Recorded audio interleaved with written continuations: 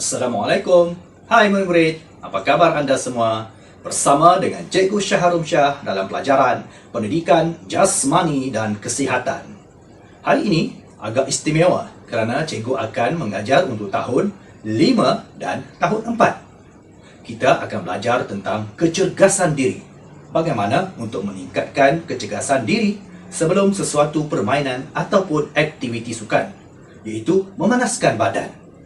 Baiklah, murid-murid telah bersedia? Kenapa? Oh, cikgu belum sedia. Oh, pakaian cikgu tidak bersesuaian. Bagus. Perkara pertama, sebelum kita melakukan aktiviti untuk bersukan, haruslah berpakaian yang bersesuaian. Baiklah, tibalah masa untuk cikgu bertukar.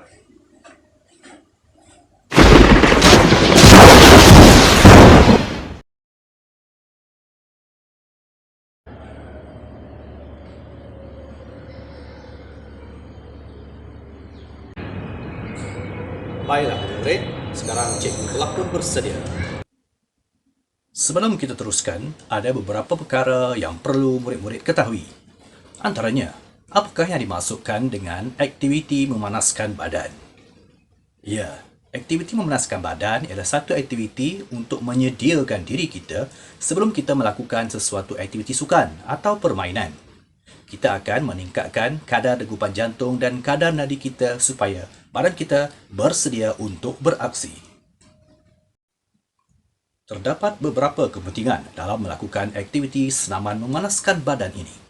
Antaranya, dapat meningkatkan kadar nadi dan kadar degupan jantung, meningkatkan kadar pernafasan dan pengambilan oksigen, proses penyaluran darah ke seluruh badan lebih efisien, dan meningkatkan keajalan otot untuk berfungsi dengan lebih baik.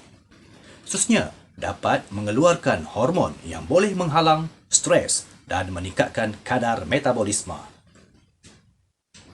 Seterusnya, ia juga dapat mengurangkan risiko kecederaan. Malah, dapat merangsang pertumbuhan sel-sel otak untuk berfungsi dengan lebih baik, untuk menjadikan kita lebih cerdas dan cergas. Sebelum kita bermula, masih ada lagi satu perkara yang perlu murid-murid ketahui, iaitu bagaimana untuk mengira kadar nadi. Berapa lama masa yang diperlukan untuk kita mengira kadar nadi untuk mengetahui sama ada kita telah bersedia ataupun belum? Terdapat beberapa cara untuk kita mengesan kadar nadi. Yang pertama adalah dengan mengesan kadar nadi pada pergelangan tangan. Kita meletakkan jari pada pergelangan tangan untuk mengesan kadar nadi yang dikenali sebagai nadi radial. Seterusnya, kita boleh meletakkan jari di bahagian leher untuk mengesan nadi karotid. Masa yang diperlukan untuk kita mengira kadar nadi ini ialah selama lebih kurang 1 minit. Murid-murid perlu mengira kadar nadi sebelum melakukan aktiviti senaman memanaskan badan dan selepas melakukan aktiviti senaman memanaskan badan. Kita perlu mencapai kiraan 120 detik kiraan nadi untuk mengetahui badan kita bersedia untuk melakukan aktiviti permainan ataupun sukan. Selain itu murid-murid, kita juga boleh menggunakan sejenis alat untuk mengukur kadar nadi. Alat ini dikenali sebagai oximeter. Oximeter dapat mengesan kadar nadi dan juga dapat mengesan kadar oksigen di dalam badan seseorang. Murid-murid, jika kita bersekolah, kita dapat melakukan aktiviti memanaskan badan ini mengikut stesen-stesen yang kita tetapkan. Contohnya, dalam permainan bola sepak, kita boleh melakukan senaman pemanasan badan yang khusus. Contohnya, pada stesen pertama, kita boleh melakukan aktiviti berlari dalam pelbagai kelajuan. Kita akan berlari-lari anak, kemudian menambahkan kelajuan sedikit demi sedikit. Kemudian, di stesen kedua pula, kita boleh melakukan aktiviti berlari ulang-alik. Kemudian, kita berpindah ke stesen ketiga. Pada stesen ketiga, kita boleh melakukan aksi berlari sambil melakukan aksi menyepak tanpa bola. Kemudian, pada stesen yang berikutnya, kita boleh melakukan aktiviti berlari dengan lutut tinggi. Dan pada stesen yang terakhir, kita boleh melakukan aksi berlari sambil menanduk bola. Kita boleh melakukan aktiviti ini berulang-ulang dari stesen ke stesen untuk meningkatkan kadar nadi kita. Namun begitu murid-murid, sekarang kita masih lagi dalam Perintah Kawalan Pergerakan PKP 3.0. Kita tidak benarkan untuk bersekolah, apatah lagi untuk melakukan aktiviti senaman memanaskan badan secara berkumpulan. Jadi, cikgu telah menyediakan beberapa jenis senaman yang boleh murid-murid lakukan di rumah. Tidak memerlukan kawasan yang luas, hanya kawasan yang sempit sahaja kita boleh melakukannya. Kita boleh melakukan aktiviti ini di dalam rumah, di kawasan beranda atau koridor dan di mana-mana saja mengikut kesesuaian. Murid-murid boleh mengikut beberapa contoh senaman yang telah cikgu sediakan ini. Untuk itu, jom kita bersenam.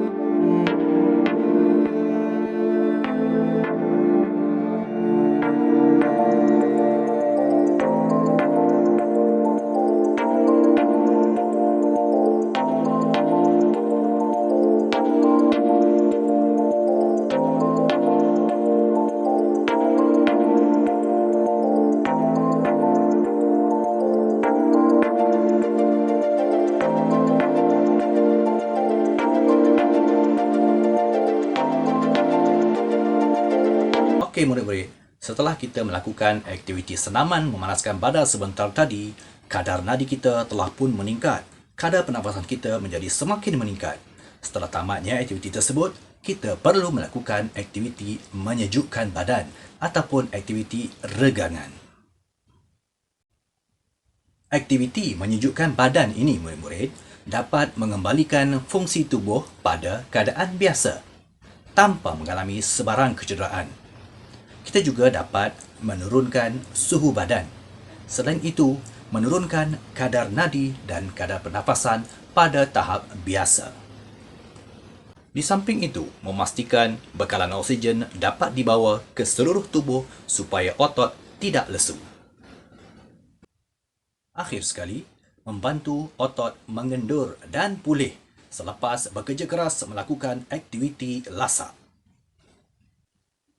Murid-murid, aktiviti menyejukkan badan atau regangan ini kita boleh melakukannya dalam tempoh 15 hingga 30 saat bagi setiap aktiviti yang kita lakukan. Jom kita menyejukkan badan.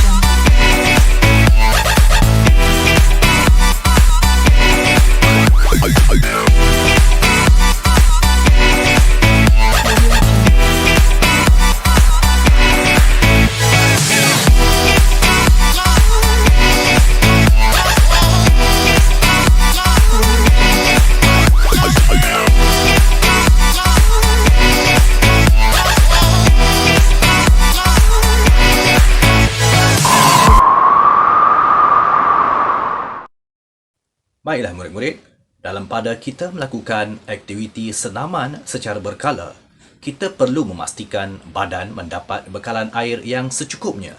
Ini kerana apabila badan tidak mendapat bekalan air yang secukupnya, kita akan terdedah kepada beberapa risiko. Kekurangan air dalam tubuh boleh menyebabkan bibir kering, kulit kering, loya, muntah, denyutan jantung bertambah, kadar pernafasan bertambah, pening dan dahaga keterlaluan. Jadi, pastikanlah badan kita mendapat bekalan air yang secukupnya, iaitu sekurang-kurangnya 2 liter sehari ataupun 8 gelas. Murid-murid, semakin lama dan konsisten kita melakukan aktiviti fizikal, jantung kita semakin cergas dan kadar pemulihan jantung semakin cepat. Okey murid-murid, setakat ini saja untuk kali ini. Kita berjumpa lagi di lain siaran. Take care. Bye.